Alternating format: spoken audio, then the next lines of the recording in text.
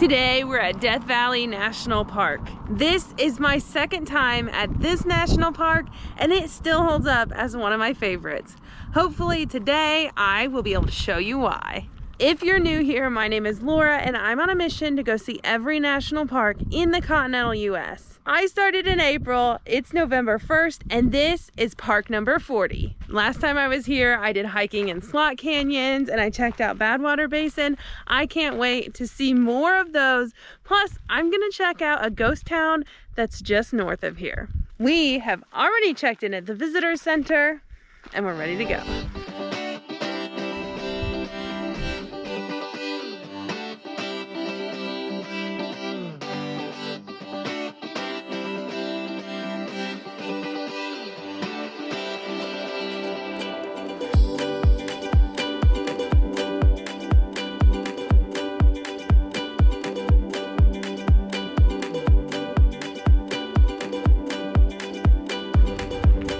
Pretty good today.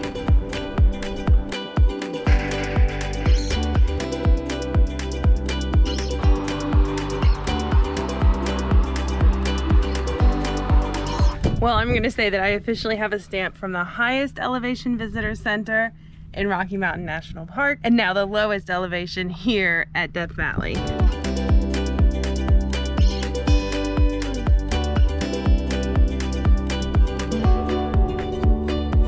Now it's off to what I remember being called Devil's Golf Course.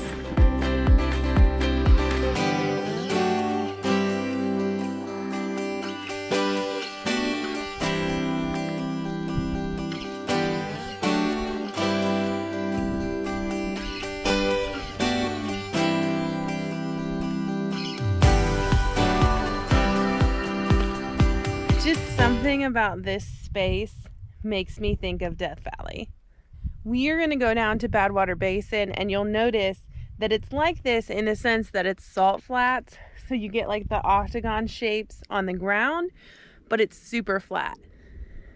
It was also just really quiet, but I'm guessing an airplane just started coming over the basin. Crazy. So this place does get rain. There are more plants than I remember, but it is 200 feet below sea level. That's why everything just kind of settles here. The one thing that is very unusual is how many clouds there are. The reason it gets so hot here is because there's usually not clouds. Since it's so far below sea level, the sun rays just kind of come down and up and down and up and they just kind of build up here in the valley. The clouds are definitely offering more today. This to me is completely unreal. About to leave, already packing, come with me, I'm not really asking, we'll get away to a place where we don't know, about to see the world in action, what we can be, life with no distractions, we'll get away. It's also crazy how hollow it is. There's been spots where I haven't stepped because you can hear kind of the echo under the ground.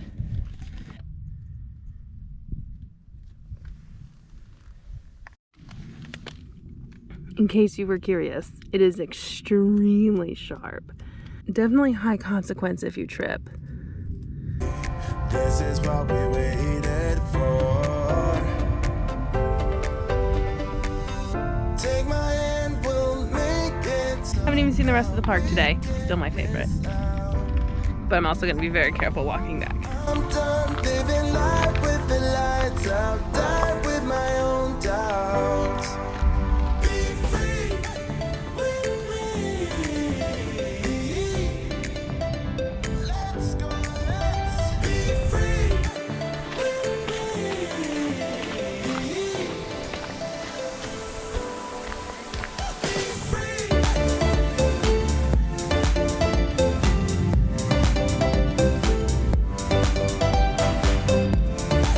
This is the lowest point in the Western Hemisphere. It's 282 feet below sea level. They even put a sign for us. If you look up there on the rock, you might see a spot where there's a wooden sign that is at sea level. Usually at places below sea level, there's water, and then it leaves that area and goes to the ocean. But here it's completely dry. The lowest place on Earth is actually the Dead Sea. It's 1,500 feet below sea level. It's still amazing how many clouds we have, and there was even some standing water, which just surprised me.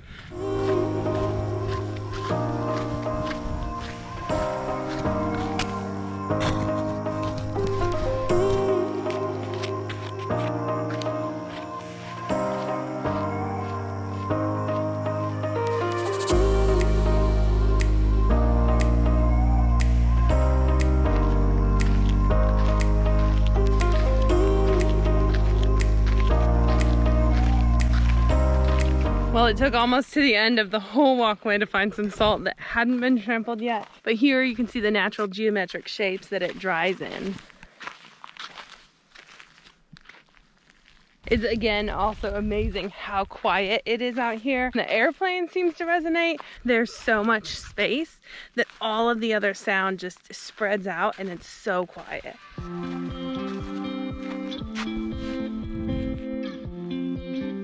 It's a little out of the way, but this is such a cool place to visit.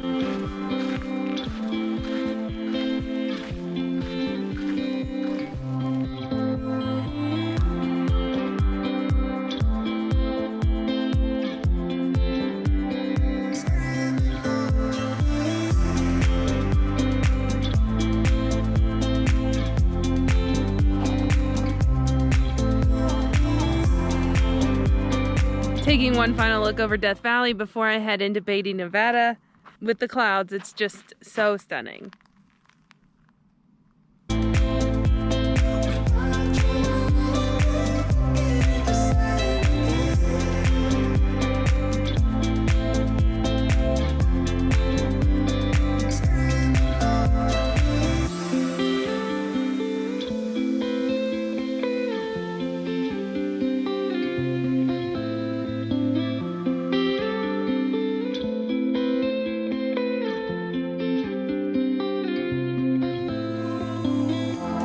You might be thinking, why did we drive all the way out here in the middle of nowhere? Well, there's this ghost town that has statues that are just too intriguing to miss. I was driving within miles of them. It has been one of those things that was on my list since the beginning of this trip. I just didn't think I'd be this close. I was a mile away. I had to stop. I also, the day after Halloween, might be in over my head.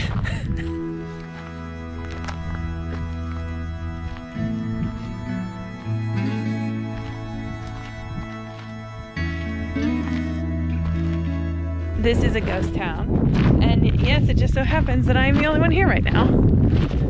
Sign Information Center.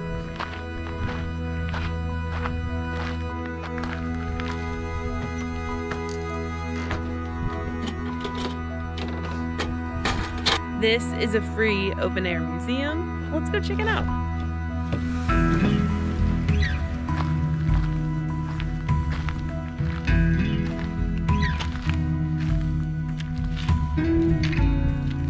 The next two, I think we're gonna have some really good light.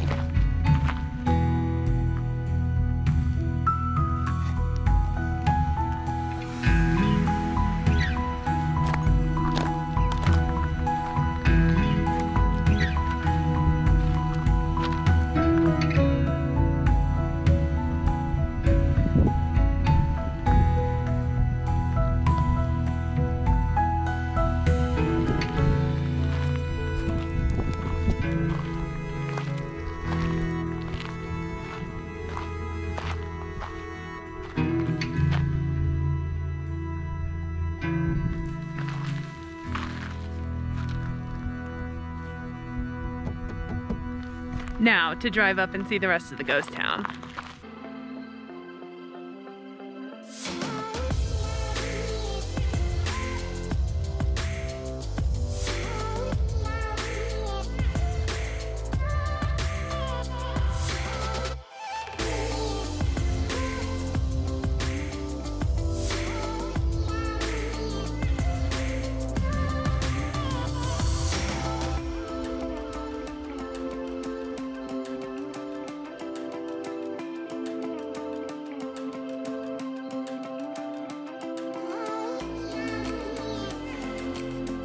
pretty cool to drive through town and see that some of the buildings are still standing. This is definitely the most well preserved, and it's completely boarded up. Says that there's surveillance. I'm sure that they have people who try and get in it all the time.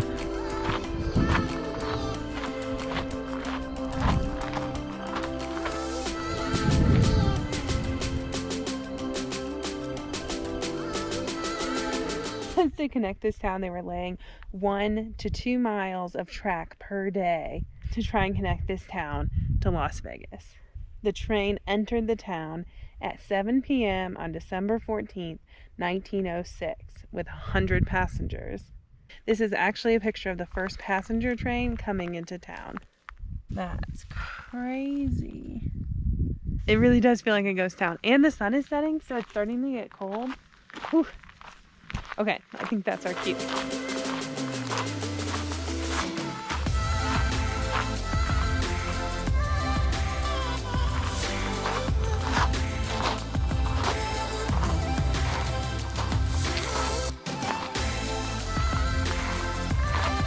This is our last stop on the journey to Death Valley. Hopefully you enjoyed it.